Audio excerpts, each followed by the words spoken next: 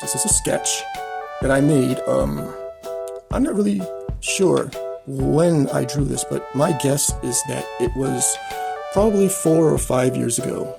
And from there, I decided to try to write a script. I don't particularly enjoy writing scripts. Also, here is the original artwork that I actually drew based off of the sketch. Zoom out so you can see it more clearly. There we go. Yeah. This was, again, probably 4 or 5 years ago when I first drew this. And I decided on the title called 0 Point Ascension. So I did put that title there. It looks like one word. It should be 2 words, actually. Let me turn on the light here. Maybe you can get a better look at it. There. I don't know if that helps. Let me turn this. Okay. There. All right. Now I think you can see it more clearly. Yeah. So this is. So it was difficult for me to get back on, into the drawing habit again, but I persevered, and this is where I have gotten so far.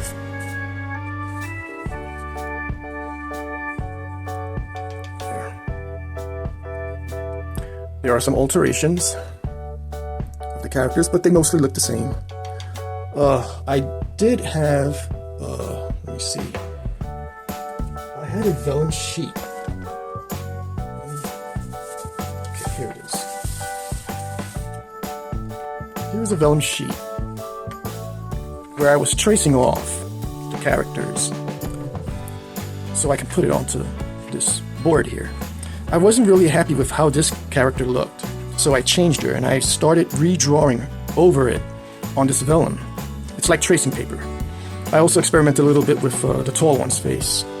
I wanted to make some changes, and the human characters mostly stayed the same. I really like, playing around with the ET creatures, with the dragon characters, because that happens to be my thing. And I came out with this final render, which I was pretty pleased with. So you can see the comparison there. And I stopped when I got to this last character. I think a couple of nights ago, but I'm going to pick up from there. And also, let me just share very quickly. I also had some pages laid out of the story. Let me just, from this class that I was telling you about, there was some lessons here. It says make a bullet point list script, compare script to hero's journey, and then 3, thumbnail 1 or 2 pages of your script. Yeah, well, this was my script. And I thumbnailed some of the pages, and I found those thumbnails too. I thought they were gone, and I had lost them forever, but I actually found them again. And here they are. Let's just try to put them in order here. That would be the last one. This 5, 6, 1, 2. Okay, 5. So this would go here. I'm missing one more. I don't know where to go. Ah, here it is. Yeah, this one was my favorite. So there's page 1, 2, page 3, 4, 5, 6, 7, 8. 8 pages. So let me just walk you through what's going on here, because they're fast, quick sketches. Excuse me. Okay. There. So basically, on page 1, starts out in darkness. You can see here that a light flickers or spark, and there is a presence there that is sitting in the darkness, and the spark becomes a doorway or portal, and it opens up, and light is shining out onto this whatever it is that's sitting in the darkness. Now it continues. I put an arrow there, I think it's because the next panel would be this one, where the door pretty much opens up, and there's that thing that was sitting in the darkness. So we're kind of like zooming in a little bit, because that thing that's sitting there is now becoming more into the forefront. And as we go to the next panel, the space starts to shift where the doorway seems to be turning on its axis. And the light emanating from it is following along. And on this panel, it nearly disappears into a thin line, but you can still see the light coming out from the side. And then on this page, it just turns into a single line, and then all of a sudden, the entire room is lit up, and the darkness is dispelled. And then the portal continues to rotate in the same, I would say, counterclockwise turn, and we get to see what is behind the other side of that portal. And now it is darkness in there, while the room, the environment is lit up. It continues to rotate, revealing like there's another room or dimension in there. There's a little bit of light shining in. And then finally, it straightens out where you get to look into that portal from the other side.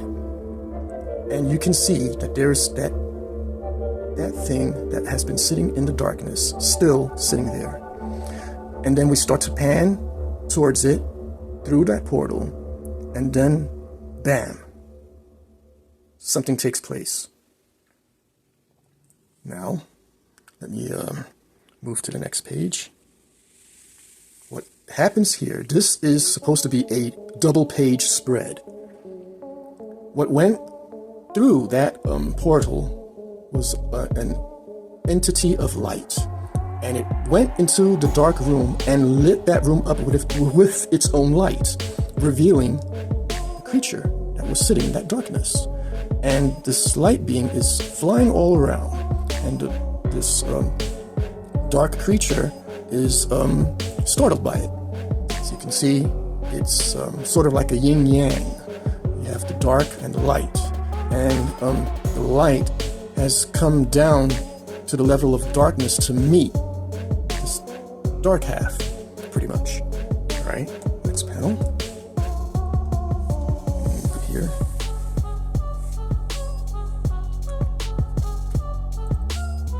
The light beam lands right on the ground next to the dark beam. And as you can see, the dark beam does not like the brightness too much. And so, the next panel, the light beam reveals itself. And the dark beam notices that the light counterpart is a lot smaller. And it's looking at it like, well, okay, you're a little too bright for me. I think I want to put your lights out. So the dark one is trying to do just that. And the light being, sensing what is about to happen, sees that the dark beam thinks that it can overpower this light beam. So it gets up in a menacing position. And then finally, it tries to strike, and that is its head with its teeth. So, next panel.